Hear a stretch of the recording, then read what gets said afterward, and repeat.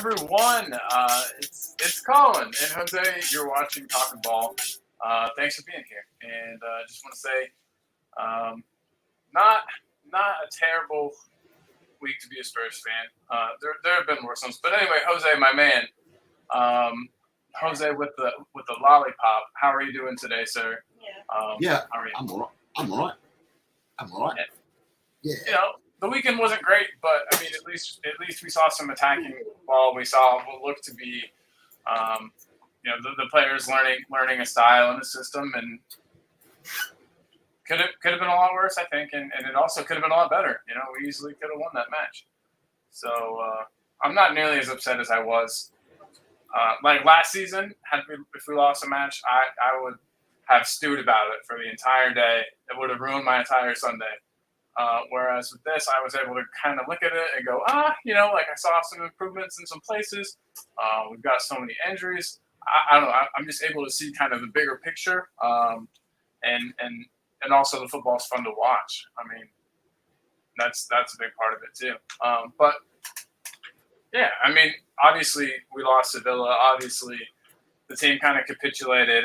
That's a new word I've learned, I think, since watching Premier League football is capitulated. We don't use that much over here in the States. But there were a couple times, obviously, right before halftime, right before the end of the first half. My mom, who I watch matches with frequently, was like, that's going in. She's like, they're going to score right here. And they did. I mean, it was plain. I don't think she was the only person that guessed that just based on Spurs history. But I don't know. I know that we spoke a bit. We had the pleasure of being on Saji's show, Come On You Spurs. And so we've got to talk a little bit together. But I don't know, just for for everybody else to say, who maybe didn't see that, what's your kind of brief overall take on the match against Villa?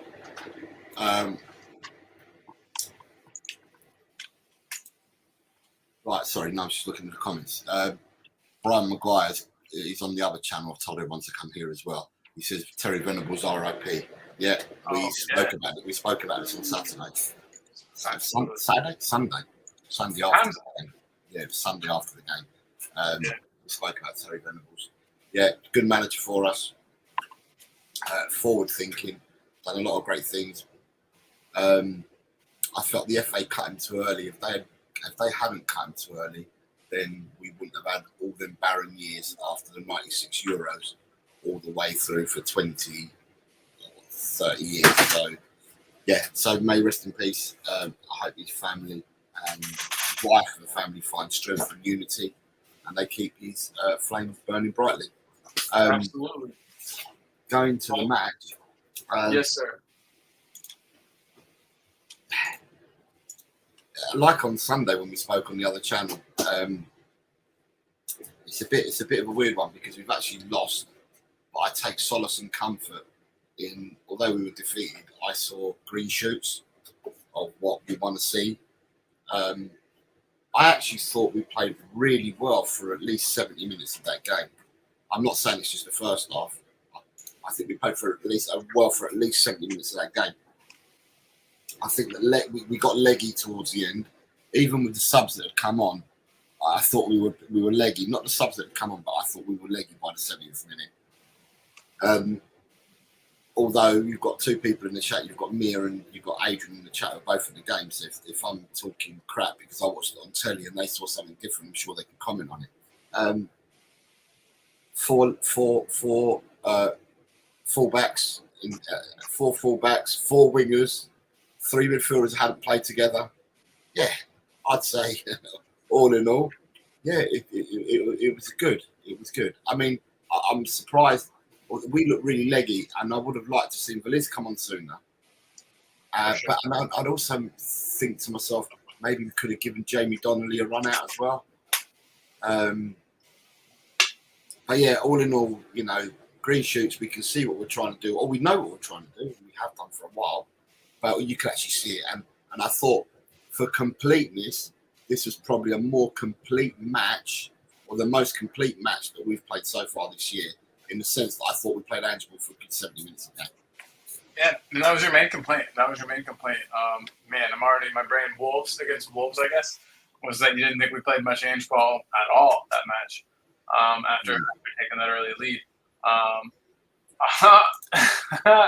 Lee Smithy Smith just getting down to business. How do I get on with my scores, lads? You know what? That's the whole thing. Let's get into this. So everybody knows.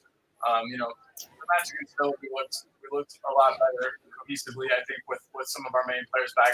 One thing I did want to get into before the scores and predictions and such was just everybody in the chat who's played football at any level.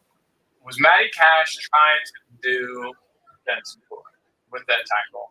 Do you think? I just want like a test. This is just sort of a study I'm doing. But Jose, what do you think?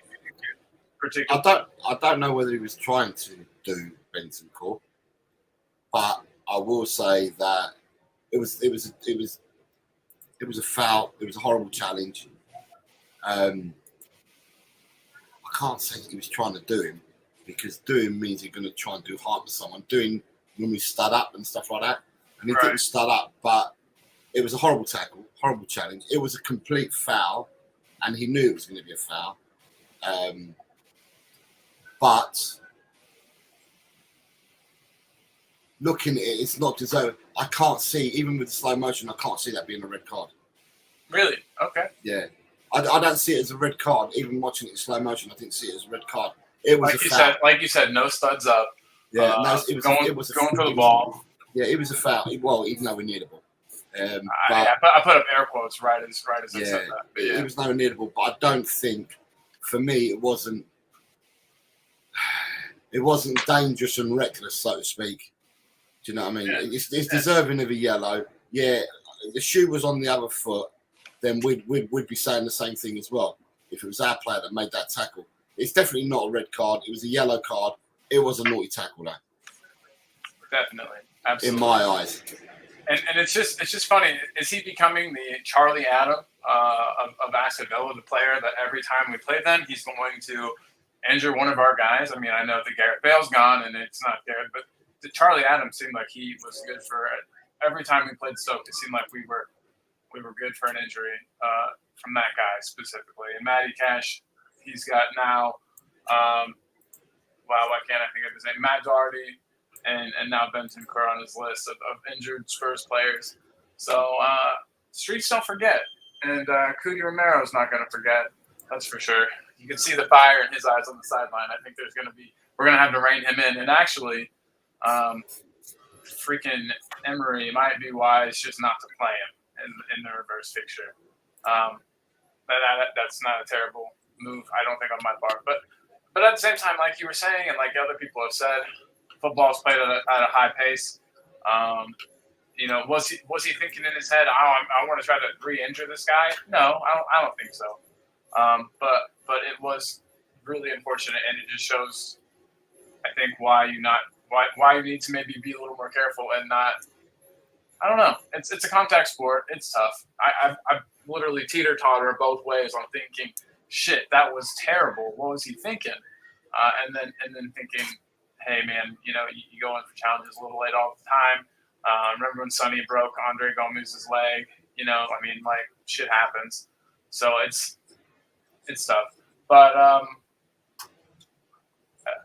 okay, real quick, let's get through some comments and then we'll get to the scores. I had something come up right before the show started that's kind of a thing, so I got to make it sort of quick. But we're going to start doing shows more often, hopefully. I think, Jose, or at least, we gotta give the people what they want, and I think the people want more Jose in their life. But we've got lots of good people in the house. We've got Bobby K, who is here super early, way earlier than the hosts. Big up Bobby. Adrian Sroka, what is up, Adrian? Then we've got Mr. Beer Talk himself, Mia W, and then of course, message saying, if you're watching this on El Town Cocktail, please head over to Talking Ball, the other channel. We're simulcasting on both. So yeah, if you could just whichever one you'd like to watch on, awesome. Just flip over to the other one for a second, like, subscribe. Just helps out the old algorithm they all talk about, that dastardly thing. But yeah, so just wanted to get that housekeeping done and out of the way. But real quick, while we're on that note, El Tel Cockerel, everyone says rest in peace, El Tel. Is that where you got? What does that mean? What's the significance? What does that mean? When Terry Venables went to Barcelona, obviously Spanish and English are two totally different languages, and if anything, they're very polar opposite in the sense of how we say our nouns, our verbs, and how we construct sentences. It's a polar opposite language. So when Venables went over to Barca, they called him El Tel. So instead of Tel is short for Terry, so they called him El Tel. And I think that when he first went over is when the Spanish started deeming the term Mister. So they refer, instead of saying Gaffer, they sometimes say the Mister. And I think that was started from when Venables went to Barcelona. Okay, so that's where you get the El Tel from. Gotcha. I wondered if there was El Tel. So when I did my moniker for my channel and that, I was El Tel Cockerel. I love it. It just made it easy. So yeah. Yeah, I wondered if there was a significance. I'm kind of ignorant a little bit when it comes to things a bit older than myself, so it's always good to learn. So we've got Mia, Brian McGuire. He said, Brian, what is up, my guy? Big old Brian, the guy. Good to have you here, man. Lee Smithy Smith wants those scores. We're getting them.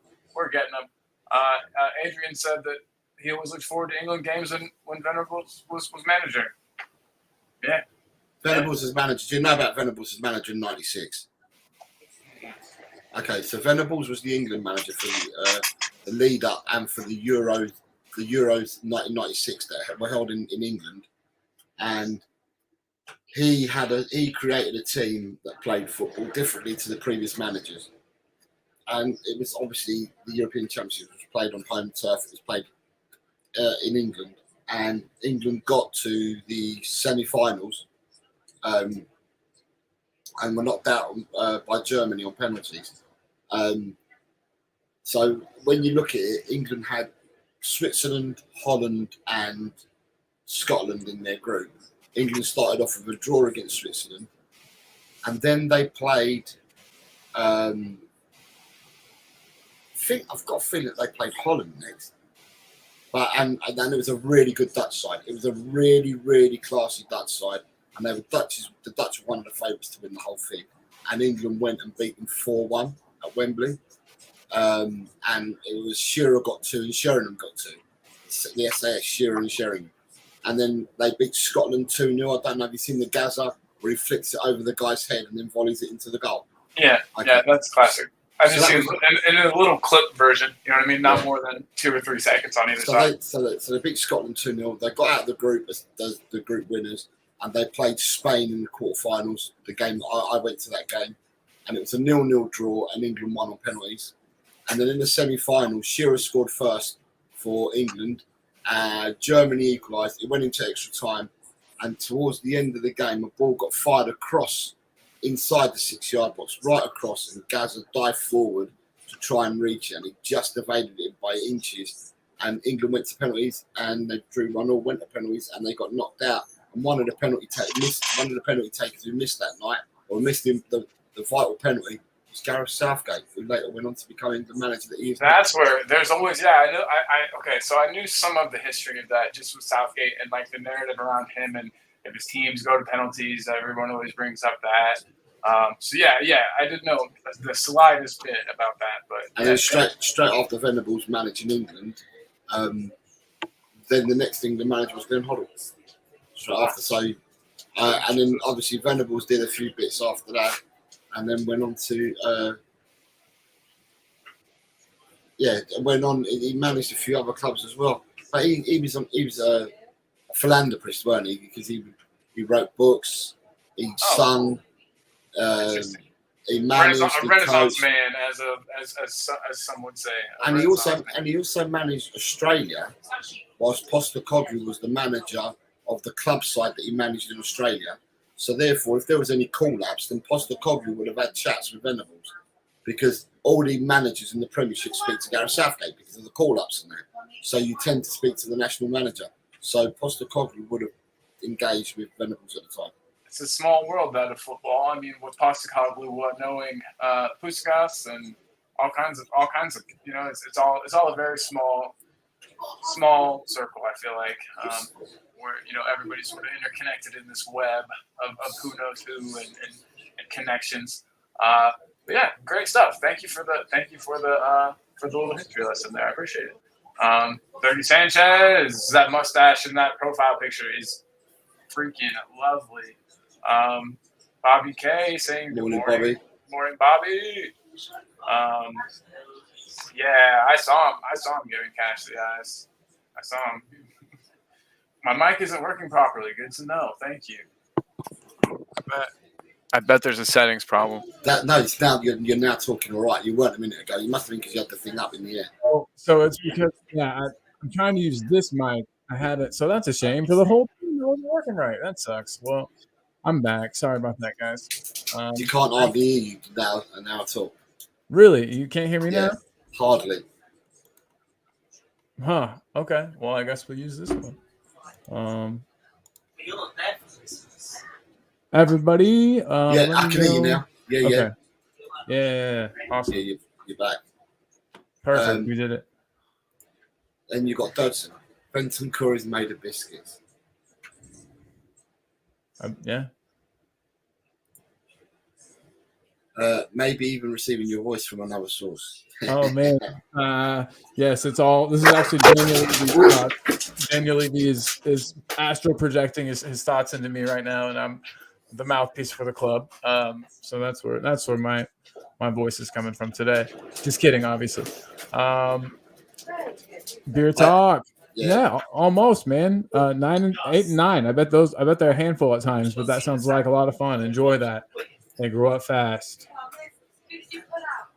So fellow Englanders says who is I now know my cousin Grant. Hello, Grant. Says how his laptop sounds broke. Yeah, that's me. That wasn't your laptop, apparently. Sorry about that.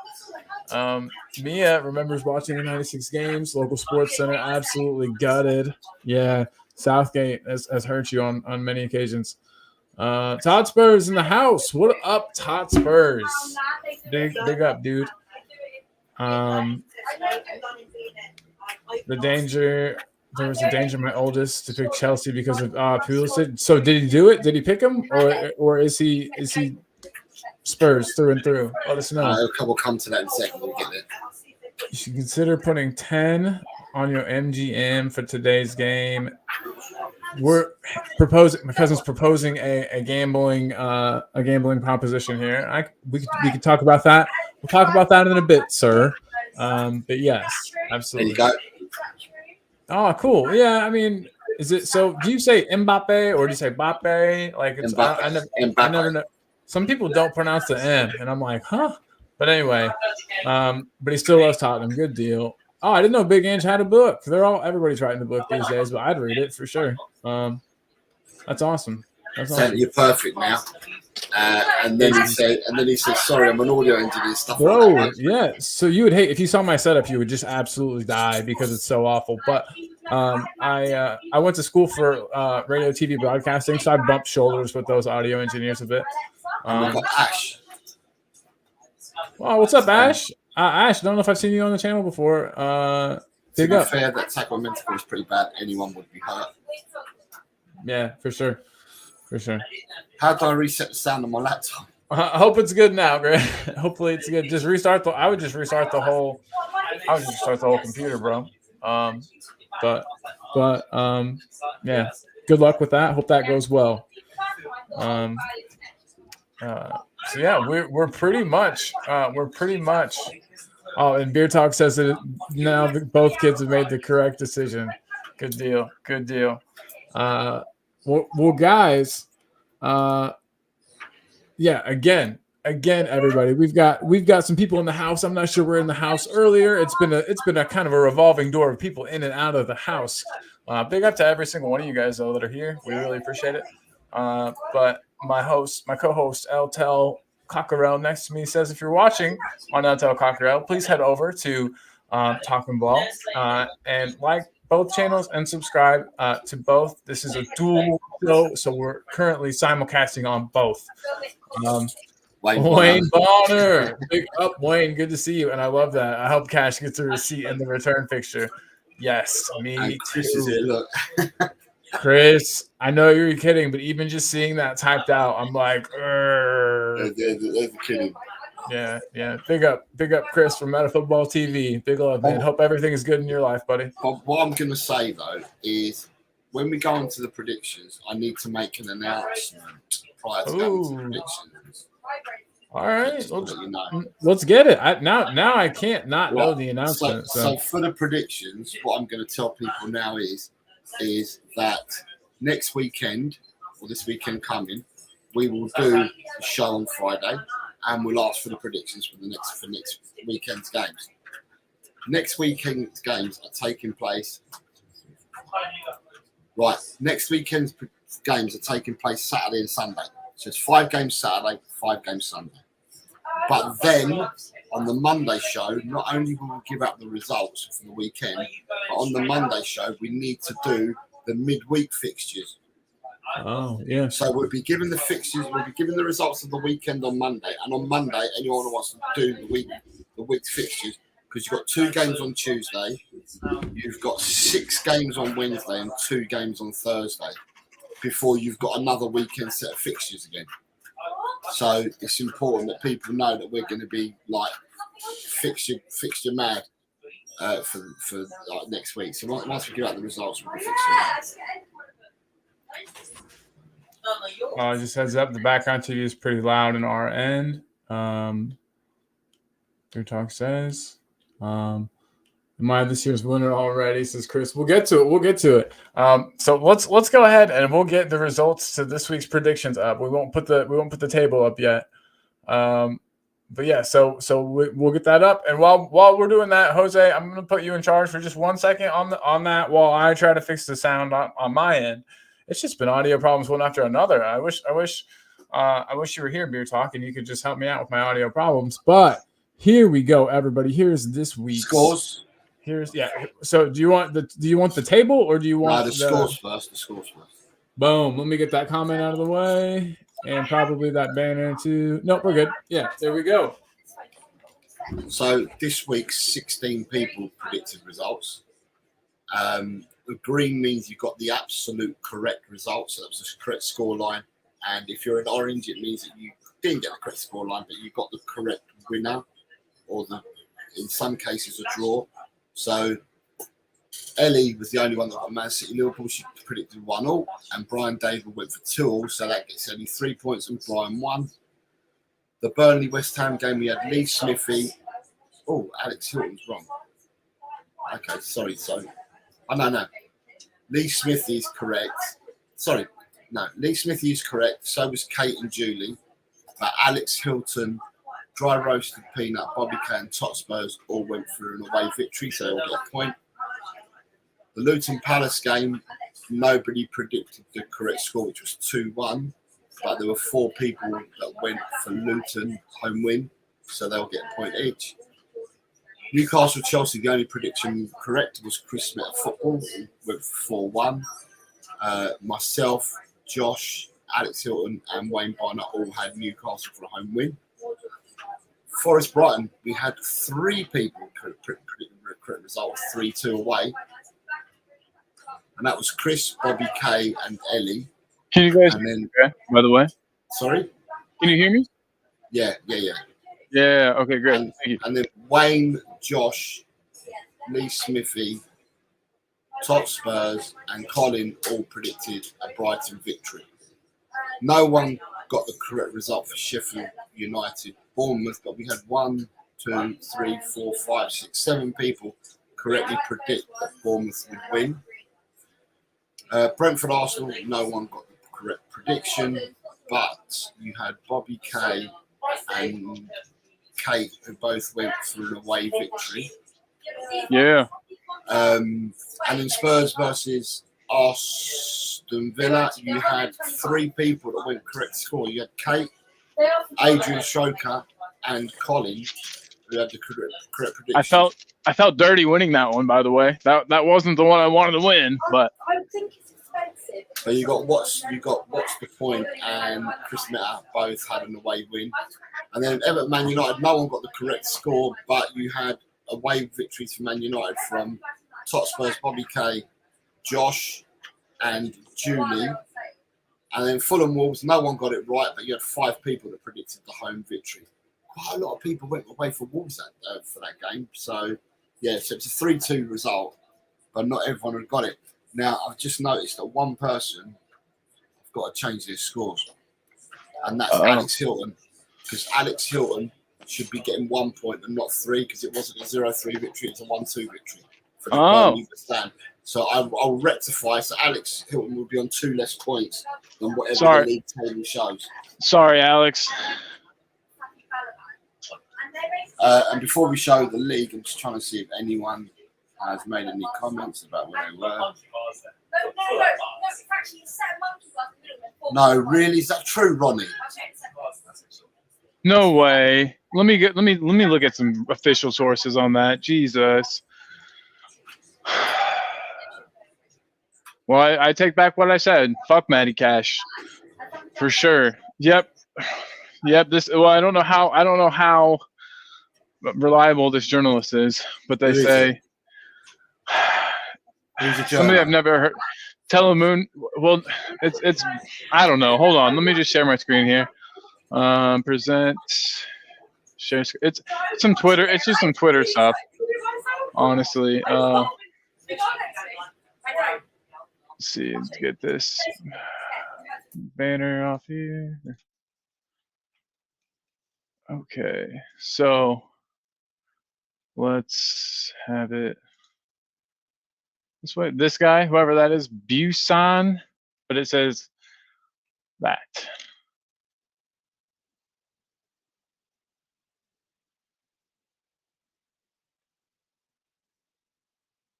And it's at Telemundo, but I don't know if it's affiliated with Spanish. So they're saying he's going to be out for a minimum of 2.5 months, and he should be coming back mid-February. That's insane. I can't see that anywhere else apart from that from the South American channel.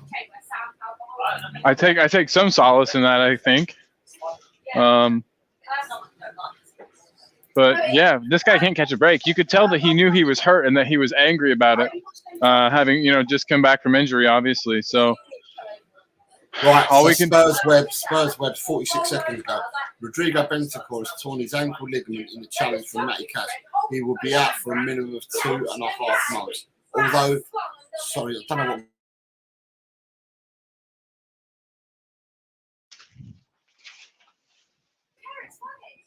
So yeah, they're commenting it's Busan. So that's the person you just showed up just now, right? That Spanish commentator. So they're just quoting what they said. Yeah, Busan again. So you've got Spurs Watch commenting on that 6 minutes ago, saying exactly the same. They've just said it in English what the man said in Spanish.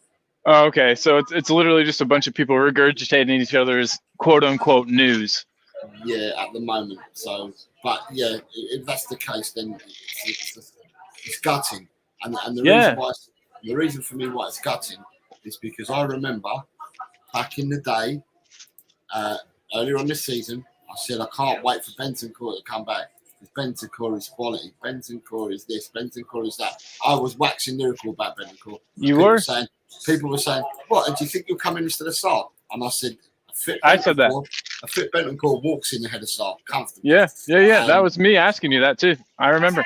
And people saw it for themselves. Bentancur is different gravy altogether, and he showed it. But there we go. So that's not very good news for everyone. We'll hope that is not correct. But there's usually no smoke without fire. So there's clearly, I mean, we all saw there was an injury. There. But hopefully this journalist has been fed some bad information or is making things up. It wouldn't be the first time something like that's happened. But then you've got Beer Talk here saying, "Hey, go ahead and add mine. I've got them all correct because you missed out the scores." Buzzing with my predictions this week, not bad. Well done, everyone else too. So Matt Football's worked out. He's got 8 points. Nice work. Ronnie's saying it's breaking news. Wayne Bond, if Bentancur out, then give Cash to Romero. It'll make it look accident, fair challenge. Sound like he's mafia. He's Clear talk. On the bright side, Lolo's hamstring will recover. I've never seen this many injuries at all. Injuries all at one time. Yeah, I agree. Chris is saying, Jesus H, this is bad luck for us. Yep. I mean, For sure. We have Salas, also Kulu as our midfield 3 away to Man City. Basuma's fit to come back as well. Good point. Very good point. Basuma is fit to come back. Because what they did say about Sarr is they're gonna monitor Sarr this week. Okay, that doesn't sound that sounds pretty promising, to be honest. Yeah, they said they're monitoring Sarr this week, but Basuma is going to be back from injury. So, and then he's agreed. Agencies, we have plus Basumas. Yeah, for sure. The boss. Hopefully he'll come back and he'll boss the match, like you were saying he hadn't done in a while. Hopefully we'll see that. I just felt I'm just hoping that he's had his yellow now. He's out because of the yellow cards and that. And I'm just hoping that he comes back and that he's on fire. That's what I'm hoping. Yeah. Yep, I agree. Well, are the people ready to see? And Mia wants to deal with Matty Cash. She wants to be let loose on Matty Cash. Oh, okay. All right, Mia. We'll let Mia get him. We don't even need Romero to get that red card. We'll just let Mia handle it. So the table, the table needs to be changed only for Alex Hilton, but that doesn't affect the people further up the food chain. Let me get the comment out of the way. Table. Boom, and then I got a little. This needs to go away to see the very end here. But that is what the league table looks like. You'll notice we have a new winner this week, a new leader, I should say. You might know him. He's Spanish, humble. He's definitely humble in the lead. It's my co-host, Jose. Nice work. You've always been hovering around there at the top. Yeah, but I think the reason why I'm at the top is purely, and I've got to say, it's because Chris Peters didn't partake last week. So Chris Peters hasn't moved. I've only overtaken Chris because I played last week and he didn't. Okay. Well, so if Chris Peters had played, then his results could have been added in there, but he didn't play. But then you've got Chris is third on virtue of getting more correct predictions than Top Spurs and Ellie. So he's got 6 correct predictions, and the other 2 had 5 each. So that's why Chris is on gold. Well, not goal difference, as you will. Correct predictions. He's got more, so that's why he's now third. Bobby K is then coming in on 25, dry roasted. Kate's climbed up with 22. Colin, you've climbed up with 22. Wayne's got 22. Nita didn't play last week. She's 11th on 21. Beer Talk didn't play last week, so he's 12th on 18. Jacob didn't play last week, remains 13. Your mum's climbed right up the table. See, and she was worried she was going to be left in the dust. Yeah, your mum's 14th. She's climbed up the table, your mum. Good deal. She knows her football. Lee Smithy's there in mid-table. So's Jim. Josh from Speaking Spurs has climbed up. Adrian has climbed up.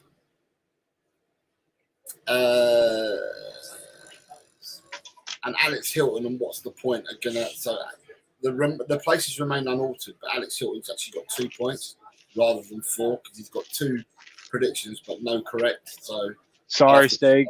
Change that. So, but yeah, so that's the table. But like I said to people, at the end of the day, on Friday we shall do this weekend's ones. The games are over and wrapped up by Sunday, and on Monday when we give up the updated predicted table, then we'll be asking people for their predictions for the games next Tuesday, Wednesday, next Tuesday, Wednesday, and Thursday, because we play Thursday, I think, next week. And I think it might be Newcastle.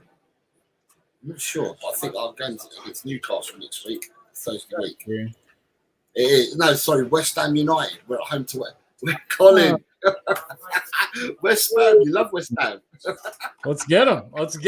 We need to get him. I'm ready to really give him something. Hopefully we don't see much of this guy. I don't want to see any of that.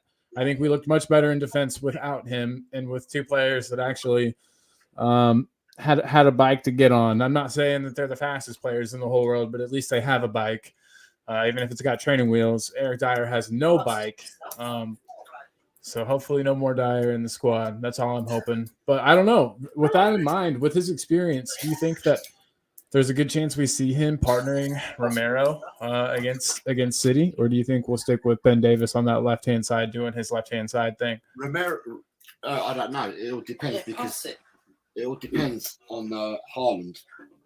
Haaland's height. I don't know what he wants to do with Haaland's height. Whether he wants to go in with Dyer for his height, or whether he's happy to stay with the way things are. It's a call that he needs to make. However, what I will say is there are many great teams in the past that play total football. So it doesn't matter what player was played in what position, they could play the system or whatever. Yeah. Like the great Ajax sides and stuff like that from the early 70s, and where they played total football. Well, how far away are we from doing that? Because we played with, like I said, four left backs. Four fullbacks, left backs, four fullbacks, and we played with four wingers and midfielders that hadn't played together. And it's night and day. When you watch the Wolves game, and then you watch our game against Villa, most of the players have played under Postecoglou, played the Wolves game, more so than the players that played against Aston Villa. But by making a slight tweak with what's his name? With Hulu? Not playing Højbjerg and Dyer, because there's a possibility he felt they didn't move the ball quickly enough. Which we all could see, I think. Yeah. If he felt that way and that's why he changed it up, then, at the end of the day, he knows what he wants. And playing football the way that we did against Aston Villa, it only bodes well for the future. I mean, we weren't. I watched Mia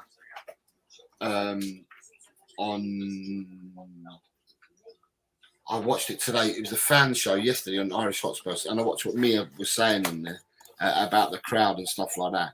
And the crowd were with the boys all the way through the game, which is really, really good to hear. And it's good to see that people can see substance in what Ange's trying to do with the team and with the squad. And people can see the substance and can see light beyond the end of the tunnel. Beyond the 3 L's, people can see that there's light at the end of the tunnel. This is what everybody asked about too. I mean, everybody said, "Are we? We're backing Postecoglou now because we're winning. Are we going to continue to back him whenever we're not winning?" But what we need though, and I think we need it going forward. It's not just against Man City, but what we do need is we need. Actually, it was last year. Matty Cash injured a player last year, and I can't remember who it was. I got Matt Doherty really good. Yeah, whenever Matt Doherty finally was picking up. He got Matt Doherty. That was it. He got Matt Doherty last year. What I was going to say is we need Basuma to come back. Forget that he's not got that yellow card hanging over him now, and to come back and to step up and be the man that we know that he can be. Because if you've got Basuma, if Basuma can play anything like Bentancur played, God, we're all right, aren't we? We'll be fine. Because we saw how important Bentancur was and how much worse we looked whenever he went off, for sure. Yeah, Bentancur playing the forward pass between him and Lo Celso, it worked really well. Agreed. So I'm right, providing that Lo Celso is going to be picked again, because I don't know what team Postecoglou is going to pick. But if he's going to start with Kulu in the 10 hole, or as an 8, along with Lo Celso, then we need Basuma firing. But then there's no room for Sarr, unless he changes. But has Sarr been impressing you as of late? Right, but unless he changes it up, and the other change that he could make is he could revert back to type, go Kulu right, Brennan Johnson left, Lo Celso in the hole, Sarr, Basuma, and he drops Hill. I don't know. I mean, he's got choices to make, but you've got to remember that we play Sunday against Newcastle, and then we play again on Thursday and then we'll play again the following weekend. Right. Yeah. So therefore we've got a game. I presume that we've got a game Sunday, Thursday, and it's got to be Monday of the following week. I'm sure they can't put us in on Sunday again.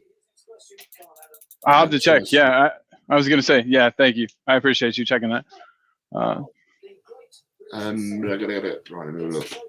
Because otherwise, it's going to be lots, isn't it? Yeah, they're just asking for injuries at that point. But I mean, it wouldn't be the first time that they've prioritized, viewership over player safety. Yeah. So, right, fixtures. So we play Man City on the 3rd. Yeah, it's the following Sunday. So we've got Man City away on Sunday. Then we're at home to West Ham on the Thursday, and then home to Newcastle on the Sunday. Yeesh. And then we're playing on Friday the 15th. We're away to Nottingham Forest. So Dang. in the space of 12 days, we have 4 matches. That's couldn't have come at a worse time for us squad depth wise. That's for sure. Then after the Forest game, we have an 8-day break because then we don't play again till the 23rd, and that's when we're at home to Everton. And then we're away on the 28th to Brighton. So basically, yeah, we've got the 4 games inside 12 days. Yikes. And that's where we can see that that'll be when we can see that we're going to have to utilise our squad, because if we're going to be playing 4 games in 12 days, bearing in mind what we said about Postecoglou, with the way that Postecoglou plays and that, the way that Postecoglou plays, I said that we were leggy towards the end of the game against Villa, and God knows what we're going to be like after every one of these games, because I've always maintained that Postecoglou's team is a team of 16, because he plays 11 players and 5 subs, because it's high octane stuff that he does, and it just tires players out. So therefore, the squad's going to become invaluable over them. Well, for me, the first 4 games in December, because they're so close together. I.e., starting from Sunday, the 4 games in 12 days are really, really close. Yeah. So yeah, it's gonna be rough. And like I said, I think at the beginning of the season we could have handled it a lot better. With all these injuries, it's really going to be a test. One thing I will say about the match against Villa was that I was skeptical about Kulu playing in the kind of number 10-ish role, that more attacking midfielder role instead of a winger. Boy, did he prove me wrong. I think he looks more effective there than he does on the wing. Is that something have you seen that yourself? Is that what you saw? Kulu played. Oh no, Kulu played absolutely. He was a monster. Yeah, Kulu he needs to be played in that position more often, I feel like. But Kulu said after the game, he's actually turned around and said on social media that he felt himself for the first time in a long time. He felt himself, because that's where he's always played, down the middle. Right. So yeah.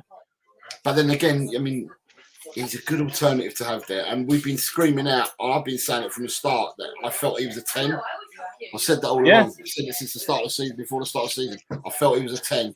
But in all honesty, who am I having as my 10, him or Maddison?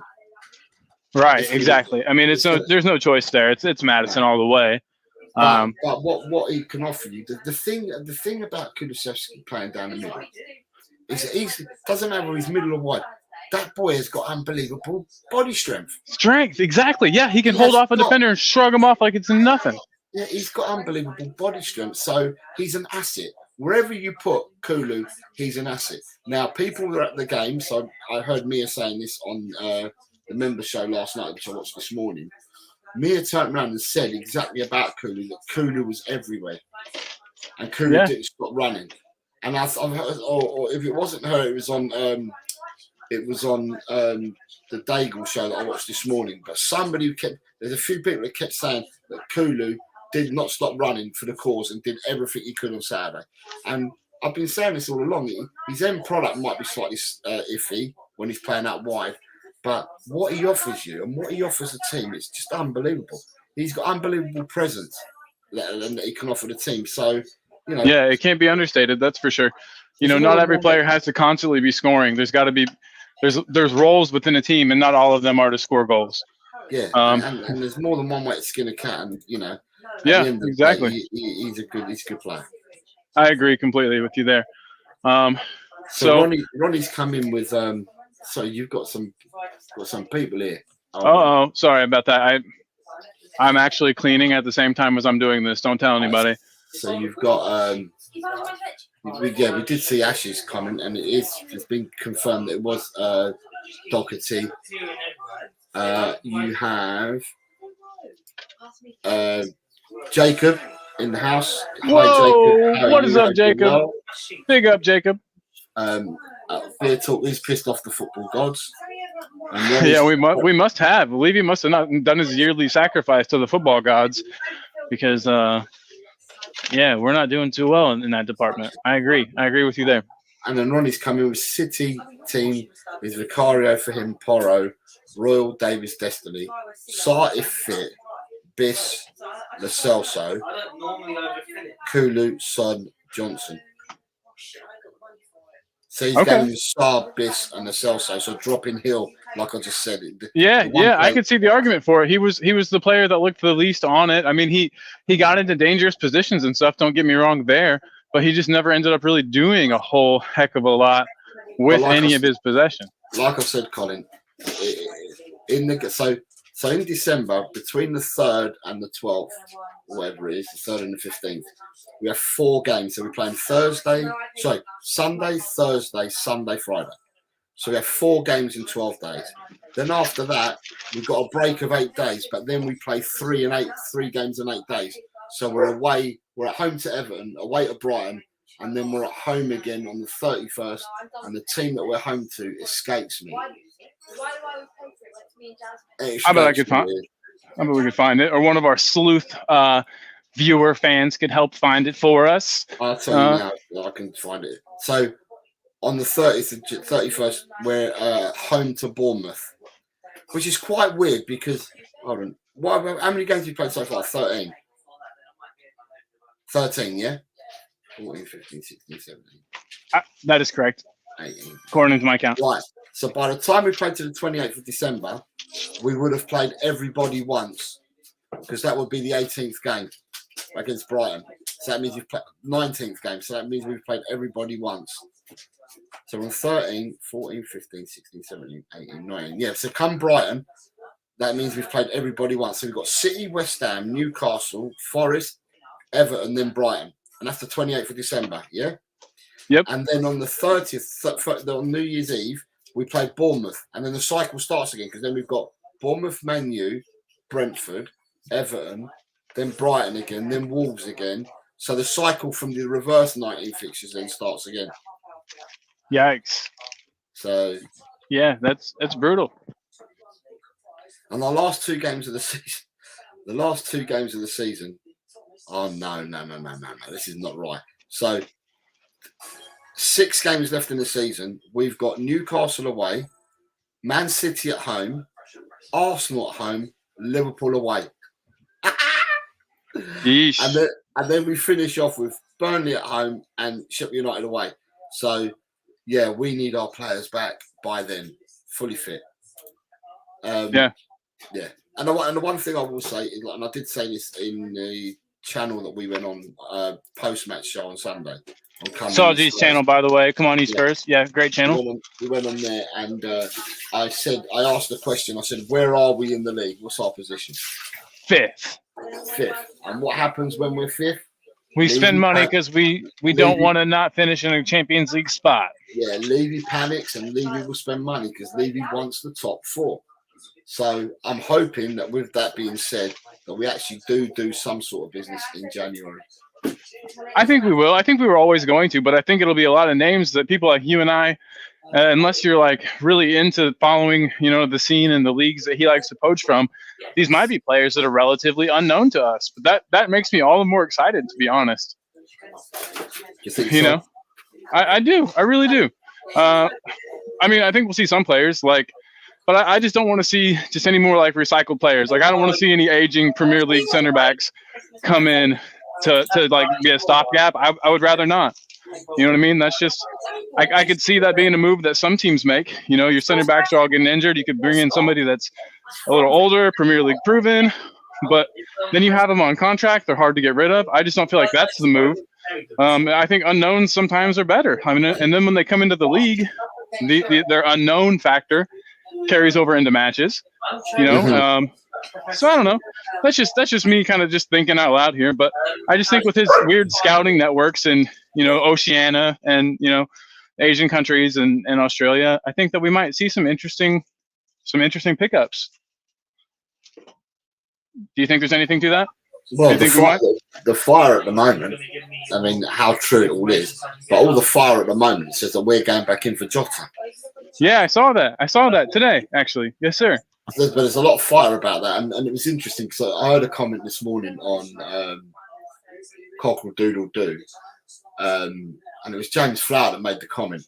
He was one of the panelists, and everyone's saying that we're linked with Jota, and everyone's saying, but we don't want to go a whole transfer window like we did with Porro, where we all knew that we wanted to go for Porro, but we got him on the last day of the winter transfer window last season, and so they're saying the Tottenham need to do their business early. Well, James Flower turned around and said, we'll get Jota in straight away. Because if we're after Jota, we'll bring him in straight away because there's no money involved because he's a loan. That's hilarious. So wait, I didn't even know that he was. So that team is cool with loaning him out and not getting any money back? Okay, so Jota left Celtic to go to Saudi Arabia somewhere. Saudi Arabia to one of the clubs. Whatever club that he's gone to, they couldn't sign him on. So they couldn't register him, and they still can't register him because I don't know there's either too many players, foreign players, I don't know what it is, but they can't register him.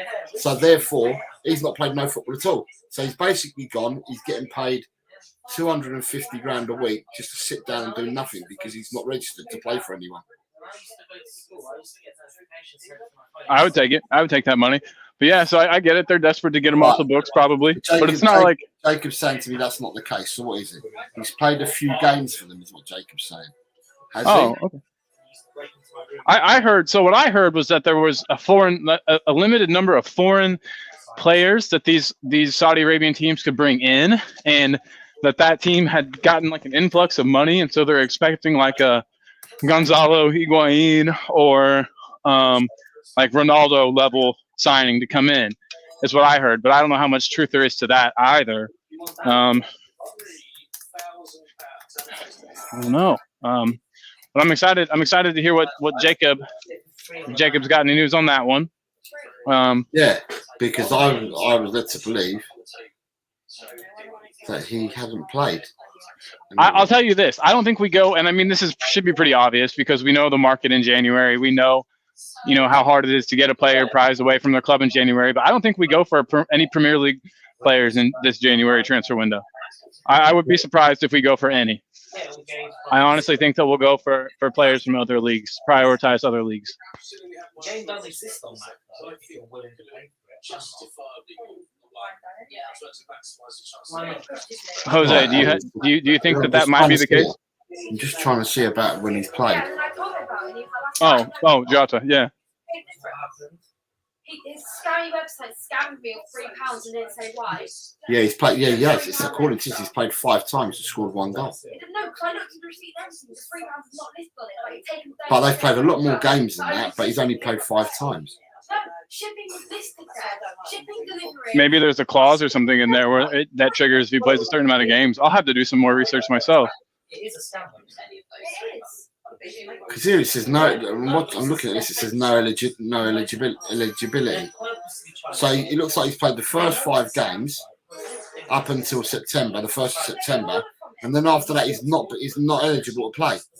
So after the 1st of September, when their transfer window closed, he then became ineligible to play. That's what it's saying on transfer market. So they must have had a full. Their quota of foreign players must have been completely full then. Well, according to this, he played the first 5 games of the season. Was it a cup, perhaps? No, I wonder. League games. He played 5 league games for them, and on the 1st of September, he made his last appearance against Al Hilal, where they lost 3-4. And after that, he's not been eligible to play for them. And that's in the preceding 1, 2, 3, 4, 5, 6. In the preceding 9 league games, he's not been eligible to play. Bizarre. And in their Champions League, or their equivalent, the AFC Champions League, he was not in the squad for the first 2 games, and he's not been picked for the next 3 games in the group games. They've already released their. Oh, I mean, I guess you have to have your team sheet kind of turned in before. And in the King's Cup, whatever they call it, they played 2 games in the King's Cup, and they got knocked out in the round of 16. He was not in the squad for them 2 games either. Huh. Absolutely strange. That's a weird one then. So I'm guessing that we could get him, like you were saying, for next to nothing. Well, what we're saying is if he's on a loan, then we don't have to pay next to nothing for him. So, you're not paying a fee, are you? You may have to pay some. Yeah, even if it's not a loan, I would just think the team would be ready to get rid of him because all he's doing is draining wages at that point. I know money's not exactly a big issue, but still, you wouldn't think they would want to piss it away for no reason. But I don't know. Interesting. So I haven't really heard many other rumors other than that we might be looking at, was it Lloyd Kelly? Is that the gentleman's name from Bournemouth? Yes. I heard that interest is still there, but I don't know how true that is. And I've also heard some Ivan Toney rumors that make me really happy to hear. But I've also heard Santiago Jimenez as well. Oh, really? Who would you prefer out of those 2? Me? Yeah. For longevity? Yeah. Santiago Jimenez. See, I don't know a lot about the gentleman. For longevity, although Tony's Premier League proven. For longevity, I'd probably prefer Santiago Jimenez. He's 22, but the thing that you're going to get with Ivan Toney is you're going to get all the problems that come with it, i.e. about his gambling addictions and stuff like that. So you're going to have to deal with all that as well. And there's a lot of looking after Ivan Toney that has to come with it. And that's natural. As an employer, as a concerned employer, you have to look after your employees. And that's what Toney is essential to Brentford at the moment. And if he goes to another club, then that looking after would have to be taken up by another club. I feel like it's almost a risk worth taking, especially if it lowers his price significantly.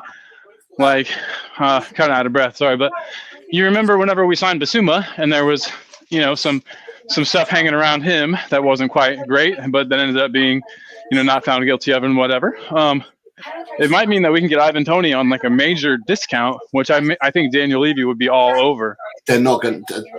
Ivan Toney, his stock has not reduced because of this ban. If anything, it's highlighted that his stock's going to be wanted by a lot of clubs because his membership proven. And therefore, I think you're not going to get. Personally, I think if you got Toney, if you were to sign Toney for anything less than 70 million, you've done well. Yeah, I agree, especially in a world where, I think that's, in today's market, I think that's fair, though. I don't think that's like a steal either direction. Like, you're not getting a deal, but you're not getting burned either. Well, that's not a cheap deal, and I'm not sure the league would want to go and pay £70 million for one player. I don't know. Yeah, and I don't. How long is his ban for? Just until January, or is it a full season? He's already started his he was allowed to train with the team, so he's already back training with Brentford. He's allowed to train, but he's playing football wise. I think starts at the middle of January. I think around that time is when he can start playing football again in the league. So I wonder if they'll even be willing to let him go at that point. You know what I mean?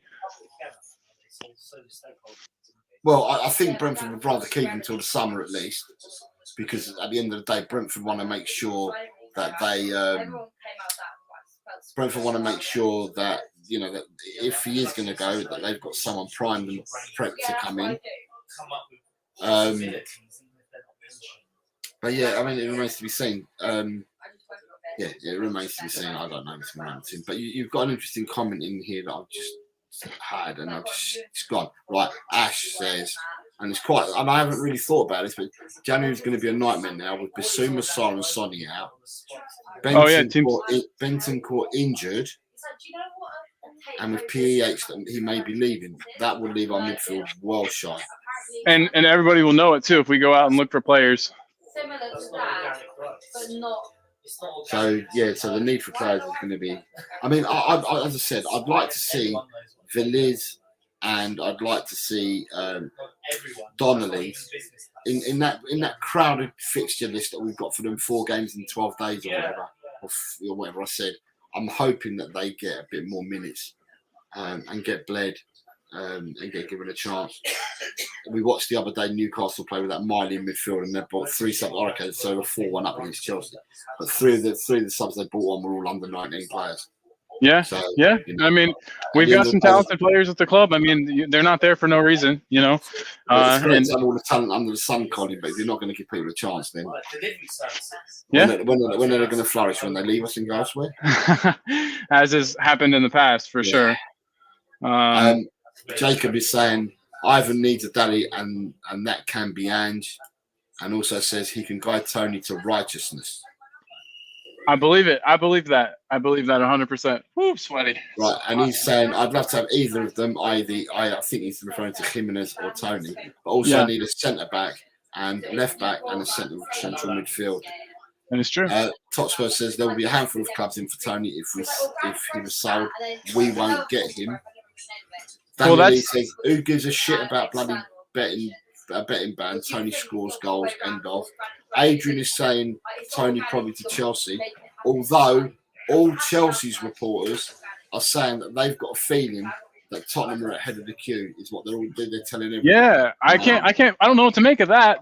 That's kind of crazy. Maybe Longa and them have already started work and they've, working with agents. I'm not sure. That's interesting to me. Totspur says Jimenez or similar would be more likely in his opinion. Beer Talk says no, give me Jimenez over Tony for 70 million. And Danny's coming with Ange obviously don't trust Donnelly or Dorrington. He had the opportunity to bring on Donnelly on Sunday and did nothing. He don't think they're obviously ready. It is synonymous. Yeah, I can't disagree totally with you at all, Dan. And I'm not here to disagree with people either. I'm here to disagree with people. No, I'm just obviously no. I thought he would have been given a chance. Yeah, you definitely would think, but it seems like Tottenham are becoming that club where young players' careers die. Like and maybe I'm exaggerating and being a bit hyperbolic, but Madueke or whatever that fellow's name was. I pronounced that like I was playing Street Fighter, but Madueke. Madueke. And we've had players like him. I know Edwards didn't turn out to be like the next Messi or whatever, and that people said he was going to be, but he's a player. He's a decent player in Portugal now and does well in the Champions League whenever they play Champions League matches and in European competition. So it's like, we have to stop being afraid to give these guys a shot. And like you said, we're going to have no choice, I think, but to start playing some of these guys when it comes this congested, part of the season where we have a manager who utilizes all of the subs he can because he runs them into the ground. I do think, and while we're on the topic of running people into the ground, I think that there needs to be some kind of a protocol, like all the stop time for VAR, and for things like that. I really think that we should be able to like get balls onto the pitch for players. So like, you know what I mean? Like get little passing drills going and stuff to keep warm. I think that has had a negative impact on things.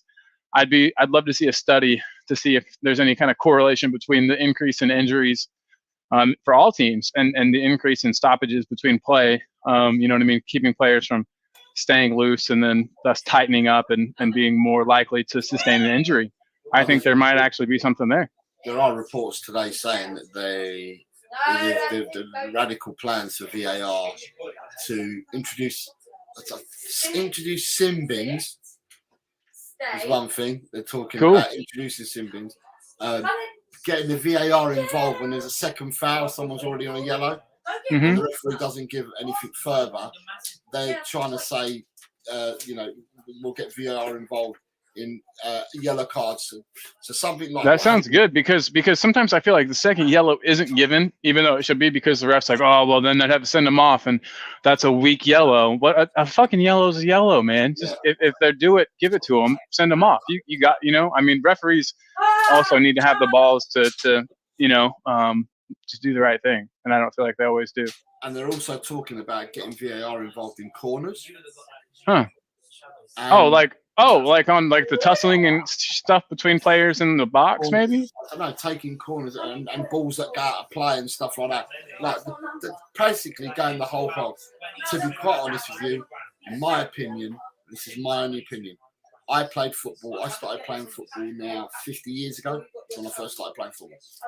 And when I first started playing football to the way football looks now, it's totally different. I played football when you didn't have VAR and all that, and the games went much better. You had the emotion there, you had the euphoria, you had absolutely everything there. And honest, exactly. And then sometimes that anger towards the referee, your team could rally behind that. You could use that to fuel yourselves. We had more respect back for referees back in the day because you knew that if you give the referee lip, they just send you the hell out of there. You knew you were getting a card and you knew you were being dealt with straight away. So there was no point arguing with the referee, and we didn't bother. Now it's just it's become absolutely stupid. And I was kind of a little shit, so I did a little bit argue with referees, but not bad. I used to be an angry guy. I was an angry kid back when I played sports. But at the end of the day, though, the games sorted themselves out. You know, the referee sorted the game out. The game was sorted out. We didn't have all this hullabaloo that we have now. Now, was the game that bad? The chat can tell me. Was the game that bad? And was it that bad a state that we needed to bring in VAR? Was there any reason? I mean, I can understand goal line technology, right? And I understand all that, the goal line technology coming in, because there was a lot of issues with goals that should have been given that weren't and stuff like that, and for lots of different games throughout the world. But was it really that bad that we needed to bring VAR in to marginalise offsides and marginalise things that are not even there? Because when you look at some of these VAR checks, they take 10 minutes and they check 17 different passages of play. And if they can't find a ruling on one, they look for another and they look for another. And it just slows the game down completely. So yeah, I agree. I almost wonder who sponsors VAR, who's the company that's paying, you know what I mean? Like, there's got to be, I almost feel like it's money related. VAR, they have VAR in the World Cup, and it's not absolute shit like it is, you know what I mean, in the Premier League. So I don't understand why it works okay there. You know what I mean? And they can have play continue while VAR does a check. They'll call play back if there's a need to.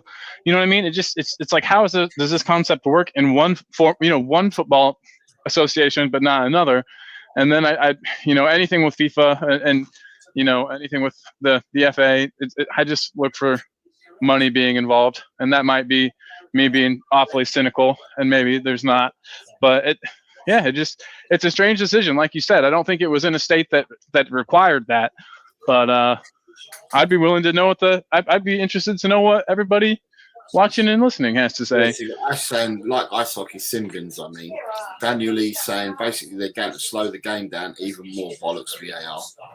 Ash has come back in saying they shouldn't make any more rules. They have proven that they can't implement them well. And Adrian is saying, I want automated offside to take away possible official bias. Interesting comment. Daniel, they used that in the World Cup and it worked perfectly. I don't know why the Premier League did not change to that this summer. Makes no sense. That's crazy. I said that before I read your comment, by the way. We're on the same page, my man.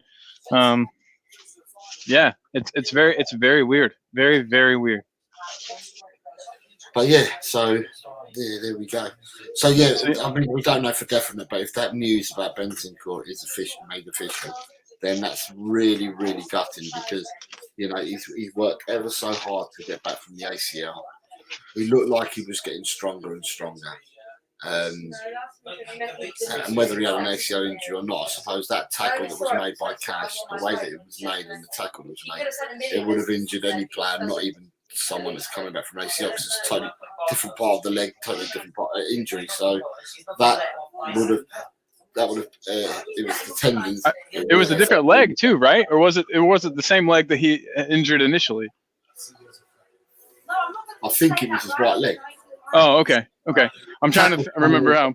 Yeah, the tackle came in from the side and it was his right leg that he got caught on. Yeah. So it frustrates me. It almost, and I know it's not like this, but when I used to play football and we were bad, whenever we were bad, we would go in and we would literally have a player that we would like send in to go, this sounds terrible, but our coaches would be like, hey, like, go get that guy. That's the best player. If you want to put a little hit on him, like go for it. And yeah, so hold on one second, Jose. My landlord is here, and I got to run. Could you take over for me, buddy? Yeah. So Ash has confirmed it is official. Ali Gold has confirmed it now. So yeah, okay, so there we go. So we've got another player missing, which is unfortunate. Just means we've got to grind that bit harder, doesn't it? If people said that we weren't going to have adversity this year, then boy, have we had it. But it will make us stronger. It's going to make everyone stronger. People. I think Lolo is a very valued member of the team, very highly sort of member of the team, and I think that people in his absence will want to fight for him. And you'll probably get some of the people in their celebrations or whatever lifting their tops up, and they'll have messages there for Lolo as well, I would have thought. So yeah, it's just unfortunate, but let's hope that his mindset is good, because it's going to affect you mentally. Let's hope his mindset's good and that he can come back fitter and stronger than ever when he returns back from this injury. Obviously, he's going to have to do some rehabilitation and physio and stuff like that. But the physio probably will be done both for the injury that he's going to try and come back from now, and probably to help strengthen his ACLs as well. So, yeah, I hope it all goes well for him, as I said, mentally as well. But I think that the boys will rally round for him, and will try and put shifts in, and to show that he's still in their mind. And other than that, I think, because Colin had to go anyway, so I think the show's pretty much done. So what I want to do is I want to thank you a lot for being here. Sorry, my dogs are now barking in the background. So I want you to thank you all for being here and for tuning in. Like Colin said, I think we're going to be trying to come on again, go back to our daily doses, so to speak. So the likelihood is we'll be back on tomorrow, probably be about 4:30. So if you can all make it, we shall see you tomorrow at 4:30. Thank you for watching, and we shall see you tomorrow. Thank you.